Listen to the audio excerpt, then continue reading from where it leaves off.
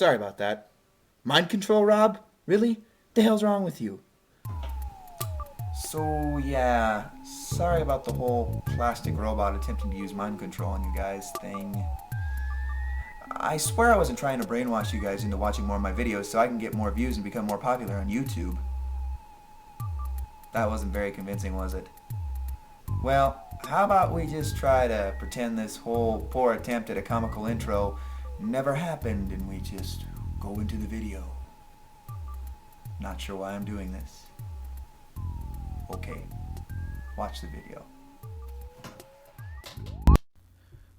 Hello, welcome everybody to this segment of Game Genie Guessing. I'm the Real Gamer and let's get started here.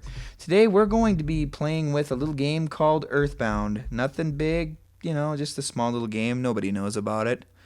Just kidding. Earthbound is huge, and if you haven't heard about it, you need to give it a play. Look it up. If you have a Wii U, download it. It's awesome. So anyways, we're going to be messing with some Game Genie codes, obviously, hence the title. But we're going to use only 2 codes today, and I know this is a little different from what I did in the previous video, but there's only been one video, and that was pretty bad quality, so I'm not necessarily counting that. There's no precedent set by this point, so I'm just going to mess around. Alright, so I got 2 codes up here on the screen. The top code is called the multitask code, EE64-54A1.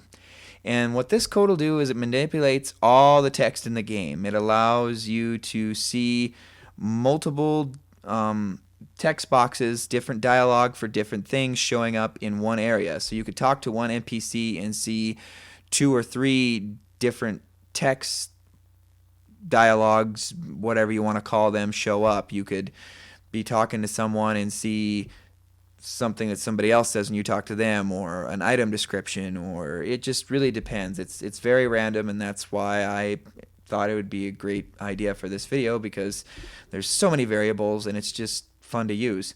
Now another code that works really well with this is the walk through walls code, and there will be 2 of them usually when you look them up. There's one called walk through all. I don't really see the point of that because you walk over doorways and that just doesn't work. So you want to use the walk through walls one, and that's FD93-776F. And so once you get those codes entered in, and I'll have them down in the description, by the way, so you can copy and paste them, do whatever you want. Let's just get started. So this game, being that it's an RPG, there's so many different variables, like I said, so you're going to get a lot of different results depending upon who you talk to and what you do and when you have the code on or not. And if you have a Super Nintendo and have a Game Genie, you'll know that it has a little switch on there to flip on and off, and when the light's on, that means your codes are active. When the light's off, your codes are inactive.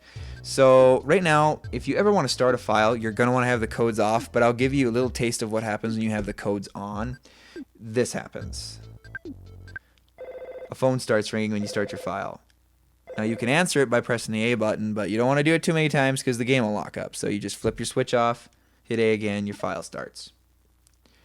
So you start out here in your bedroom, and what you want to do is flip your code on and walk out of bounds here, and go ahead and use your ATM card. And you might not actually have to walk out of bounds to do this. You can just flip your code on, but I just like to walk out of bounds to show you that that's what's happening.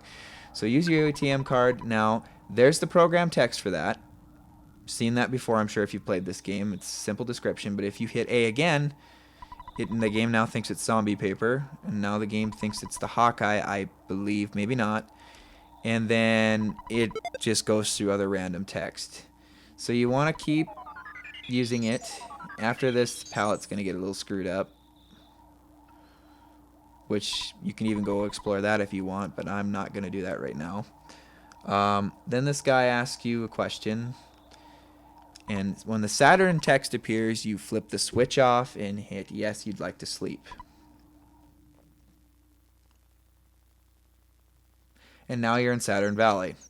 Now you can see up in the left corner is a little arrow. If you hit A about 3 or 4 times, then this will appear. And you can just type in your name, and if you can see right now, I'm still moving my character around because I'm technically not... This isn't supposed to happen right now. So... yeah, kind of a neat little glitch thing. But I'm just going to enter in... stuff. But, yeah, there's a lot of different things you can do with this code, and I definitely encourage you to try it out if you like Earthbound and you like Game Genies. One thing I will say is that there is a chance, depending on what you do, you can lose save files, so be careful with that. So you answer all of his questions. Okay, make sure your code's off, walk out. And then just walk over to this cave. And there'll be a protractor in this garbage can. You're going to want that because you didn't get the sound stone. I know that doesn't make much sense at this point, but you'll soon see what I mean. Flip your code on. Walk up the hill. Don't go in any doorways because it's just an annoyance and you don't want to deal with that. So once you walk out of the Saturn Valley, if you've played this game at all and gotten to the end, you'll notice that the final music from the final part of the game is playing. So what you're going to want to do here is keep your code on and use the protractor. So, and something really interesting happens here, and I just want to point this out when it gets to this point. So, something about chicks and a chicken. That right there. That is something that I find really interesting because I've read a lot of stuff about unused things in Earthbound. And by this point the game has been dissected and pulled apart and looked at really well, and a lot of the beta elements and items and stuff have been documented, but the teleport box is something I've never read about ever. And that's what I find really interesting. And there's no real way that you can access it that I know of. And it doesn't show up in the debug either, which explains why nobody's talked about it. And I'm sure I'm not the only person to ever see this, but the reason I think it's an actual item is because it says teleport box in capital letters. They're both capitalized. It acts like it's an item, for a real item. And this right here, shattered into pieces with loud explosion. I've never seen any sentence follow any other item in the game like that either. I could be wrong, but it does look interesting. So anyways, we'll talk more about the teleport box. And then that error sound will go, which is another thing I've never really heard. And then once it says this, you want to hit A and then quickly flip your switch off, because sometimes it can screw this up. So then you hit A again to get out of the soundstone area because it thinks the null's the soundstone, and there you are in the final area. Now flip your switch back on again to walk around freely. Now one thing about this part here is that there might be enemies here, there might not. It seems like there's no enemies spawned at this particular moment, but you want to walk up and over to get to the very end of this segmented area and walk right in through there. So let's just do that. Oh, I think I did something wrong. This was definitely a mistake, and sorry about that, guys. But this is actually something else I wanted to point out anyways. Anytime you enter somewhere, if something has triggered it, like the screen changing or going from a different room or something, it's gonna replay the whole buzz thing. It's acting like you're at the meteorite. For whatever reason, it brought me to Dungeon Man, so that's one hell of a transition. But this was an error. I will get right back to where I was at about 30 seconds ago, and we'll go from there.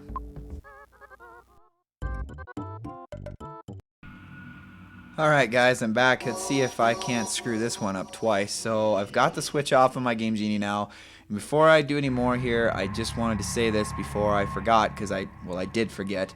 You don't want to walk through any doorways at all when you are when you've got that code on, because obviously it takes you to random places. And I knew that, and it completely slipped my mind. So anyways, just keep that in mind. Make sure the switch is off, because walking through the crevice that has the weird looking face in it, I don't know if anyone else knows what I'm talking about when I say that, but if you look right in the entrance, going into face Gigas there, or Gigas, however you want to pronounce that, there's a face looking thing. And it is weird. Right on the floor. But anyways, walking through that with the code on apparently takes me to Dungeon Man for whatever weird reason. So anyways, moving on. Let's see if we can't get this one figured out. And so far that was successful. Also, apparently Nessa's slippers are made of metal now because, well, you can hear it. Alright, let's see here. What do I need to do now? Alright, you're going to want to actually have the Game Genie switched on for this next part.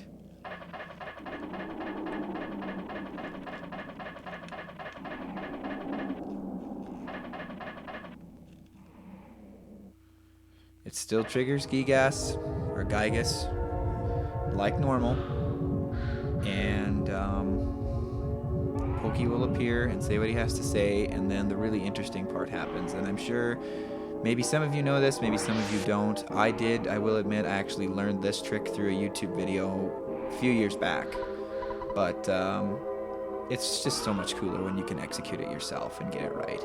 So, let me just go through the text here. You want to be careful about how many times you press the button here, because once this text ends, which when I'm wanting to focus on what's coming up next, I accidentally hit the button too many times, and yeah, stuff gets messed up.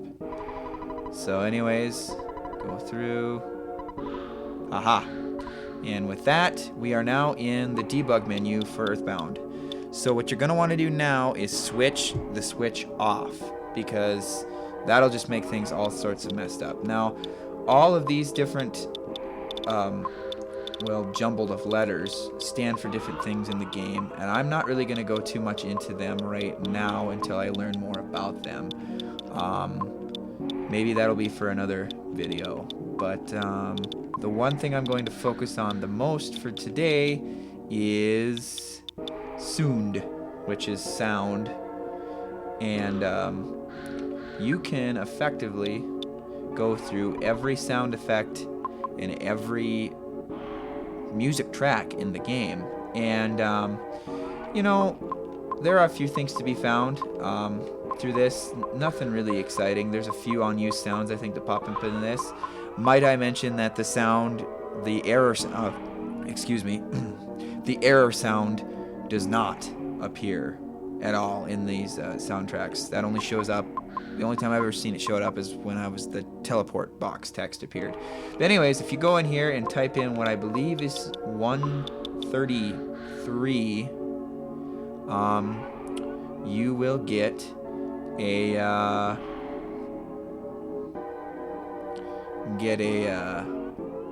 hidden track, a track that was never used in the game, and it's actually based off of a track that appeared in Mother 1. So what I'm going to do now is just play those two tracks one right after the other and give you an idea what they are. So enjoy that, and I'll be right back.